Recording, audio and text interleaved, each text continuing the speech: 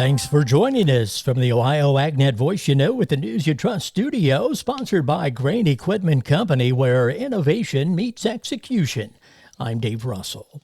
Holt House Ag Solutions will be hosting an open house on August 23rd in Sydney to talk about their TYM tractors and other products and services they offer. For more information, call Greg at 937-538-8594. And we'll be talking with AgPro about their new location in Upper Sandusky on Monday. Joining me on behalf of DeKalb Corn is Rod Stevenson, Bayer Crop Science Technology Development Rep, to share Bayer research to combat top diseases, including tar spot. Bayer's research teams are working to better meet the agronomic needs of our customers. We are proud that our R&D pipeline investments leads the seed and crop protection industry by a 2-to-1 margin. The focus is breeding new products with enhanced genetic tolerance and developing innovative new crop protection products. What progress is being experienced? Our breeders are identifying new genetic combinations with tolerance to tar spot and other diseases by using precision breeding strategies. We expect the capabilities to reduce one breeding cycle from 6 years to 4 months. In recent advancements, we recreated tar spot in test plots to help develop our new corn products with improved tolerance. Thanks, Rod. To learn more, visit DeKalb.com. Always read and follow IRM where applicable, grain marketing, and all other stewardship practices and pesticide label directions. As farmers harvest a big crop this fall, there may be shipping challenges ahead. Chad Smith has more on a possible rail worker strike or lockout in Canada. Canada's freight rail network could significantly slow this Thursday, August 22nd. Joe Gilson, Director of Government Affairs for the American Farm Bureau Federation, says the nation's 2 largest railroads are looking at a work stoppage. Gilson says the impact would be wide-ranging. Canada is the second largest country in the world by size, and so when you talk about rail, it's a very efficient way to move products, and specifically ag products. And Canada, it's a large grain producer, but it also produces about 12% of the world's supply of fertilizer.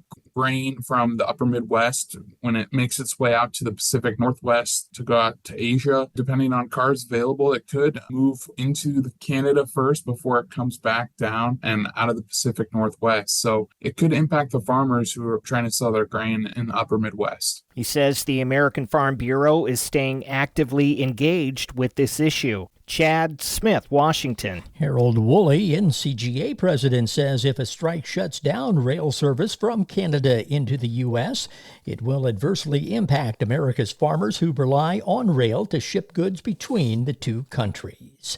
The USDA's Farm Service Agency has announced this year's acreage enrollment numbers for the various Conservation Reserve Program offerings. USDA's Conservation Reserve Program currently has an acreage enrollment cap of 27 million acres. Yet, as Farm Service Agency Administrator Zach Ducheneau explains, we look at that 27 million acres as a target, not a cap, so we're trying to get there. And with FSA accepting more than 2.2 million acres into the various CRP programs this year through private landowner and ag producer enrollment, that total acreage is close to the 27 million acre cap for CRP. Almost 200,000 acres were accepted through general CRP sign-up. Another 565,000 acres received offers through the continuous CRP sign-up. And for grassland CRP, grassland CRP is really the epitome of a working lands conservation program. Nearly 1.44 million acres were accepted by FSA in 2024. I'm Rod Bain reporting for the U.S. Department of Agriculture in Washington, D.C. The markets are next.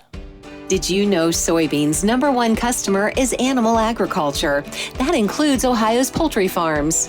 High-protein soy meal keeps poultry farms thriving. Nationally, Ohio ranks 2nd for egg production and 9th for turkey farming. Plus, Ohio produces 526 million pounds of chicken annually. Now that's a lot of birds, and that's a lot of soybeans. Soybeans, feeding the industry that feeds us. Brought to you by the Ohio Soybean Checkoff. Hey Ohio, exciting news coming to you from Ohio's Country Journal. Subscribe or renew your free subscription by September 20th of 2024 and you could win one of 4 50-inch televisions. Ohio's Country Journal is free, but subscribers have to renew their subscriptions every 3 years to continue to receive it. Subscribe or renew to stay updated on all things Ohio, from agricultural insights to rural lifestyle. Don't miss out. Visit our website today at ocj.com/renew. The market's brought to you by Seed Consultants. Simply better performance online at seedconsultants.com. At the Board of Trade, September corn $3.75 up a half.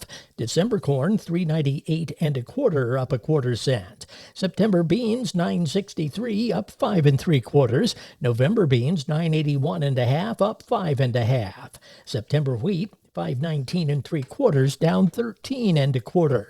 At the Mercantile Exchange, August cattle $181.22 up 20 cents. October hogs $76.15 down 25 cents. September feeder cattle $235.67 up $1.17. This is the Ohio AgNet.